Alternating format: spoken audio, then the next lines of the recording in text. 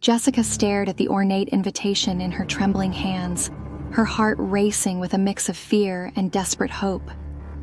The embossed letters shimmered in the dim light of her cramped bedroom, inviting her to a Halloween masquerade at Hollow Manor. She knew the risks, but anything was better than another night trapped in this house with her abusive family. As dusk fell on Halloween, Jessica slipped out, her bruised arms hidden beneath a tattered black dress. The taxi wound through fog-shrouded streets to the outskirts of town, where Hollow Manor loomed like a decaying beast. Jessica paid the driver with money she'd scraped together over months of secret saving. "You sure about this, miss?" the driver asked, eyeing the dilapidated mansion warily.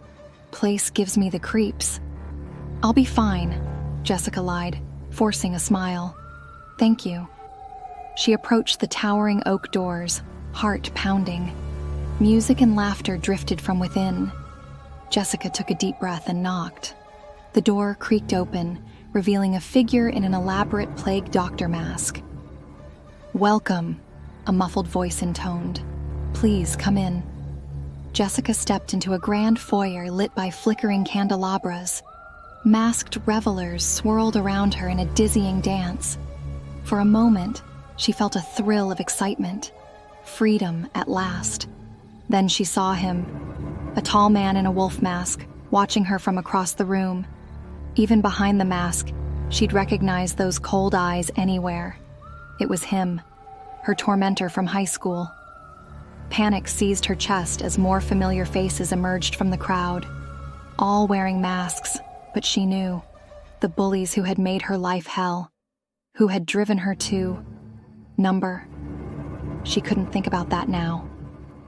Jessica turned to flee, but strong hands gripped her arms. "Going somewhere, Jessie?" A silky voice purred in her ear. "The party's just getting started." They dragged her deeper into the mansion, past rooms filled with grotesque Halloween decorations that looked far too real. Crimson splatters on peeling wallpaper, skeletal hands reaching from behind curtains. "What do you want from me?" Jessica cried, struggling against her captors. The wolf-masked man chuckled. "Oh, Jessie, we just want to play a little game. For old time's sake." They shoved her into a dimly lit room and locked the door. Jessica pounded her fists against the wood, screaming for help. But the pulsing music drowned out her cries. As her eyes adjusted to the gloom, Jessica realized she wasn't alone. A figure huddled in the corner, face hidden by matted hair. "Hello?" Jessica whispered. "Are you okay?" The figure raised its head, revealing a face ravaged by decay.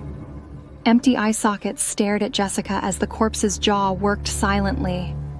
Jessica screamed and scrambled backward, her mind reeling.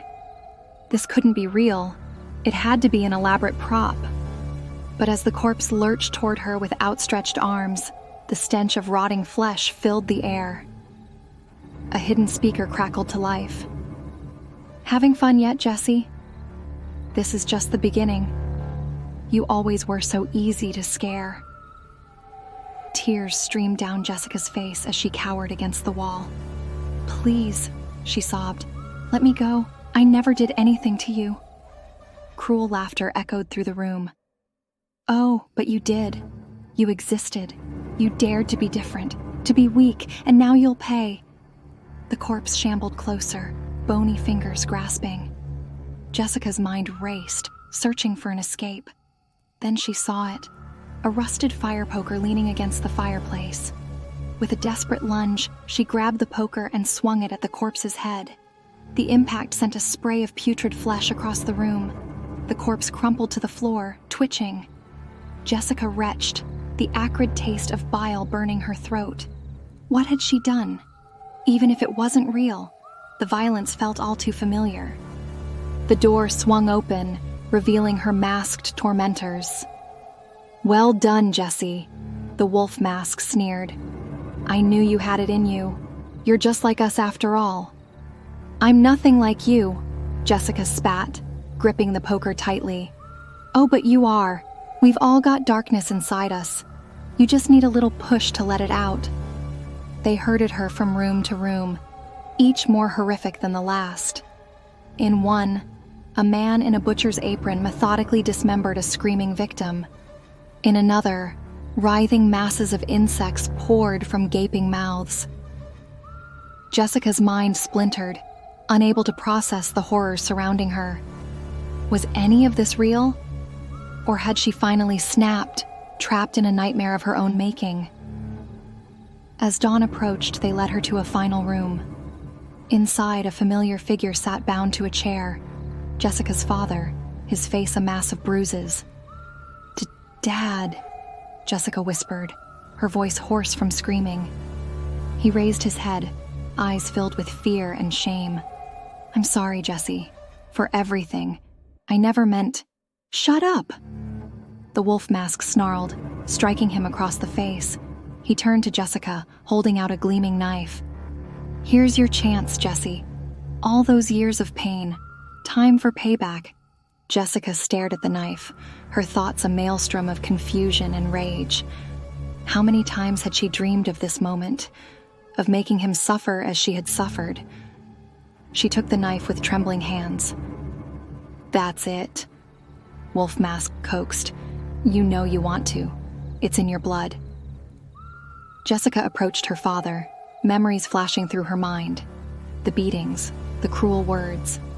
The nights spent hiding, praying for morning. She raised the knife, its edge glinting in the dim light. Her father closed his eyes, accepting his fate. The knife clattered to the floor. "No," Jessica said, her voice stronger than she felt. "I won't become like you. Any of you." Wolf Mask laughed, slow and mocking. "Oh, Jessie. Sweet, naive Jessie. You still don't get it, do you? You already are."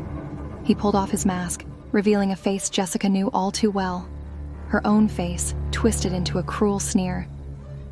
"No," Jessica whispered, backing away. "This isn't real. It can't be." But as she looked around the room, she saw her own face reflected back at her from every mask. And she remembered. The years of abuse. The pain that had twisted her, warped her into something monstrous. The classmates she'd tormented, desperate to feel some sense of control. "Welcome home, Jessie," her doppelganger said, spreading its arms wide. "You've been here all along." Jessica's mind shattered, unable to bear the weight of her own sins. As madness claimed her, she heard herself laughing, a sound of pure, broken despair. In the real world, Jessica's body lay motionless in her bedroom, wrists slashed and empty pill bottles scattered around her. The invitation to Hollow Manor, nothing more than a hallucination born of a dying mind, fluttered to the floor. Her father found her the next morning, his anguished cries echoing through the house. But it was far too late. Jessica was gone, trapped forever in a hell of her own making, a permanent resident of the haunted manor within her fractured psyche. As paramedics wheeled her body away, a chill wind rustled through the trees outside. And for a moment, just a moment, the faint sound of maniacal laughter drifted on the air, a final echo of a tormented soul lost to the shadows of its own dark past.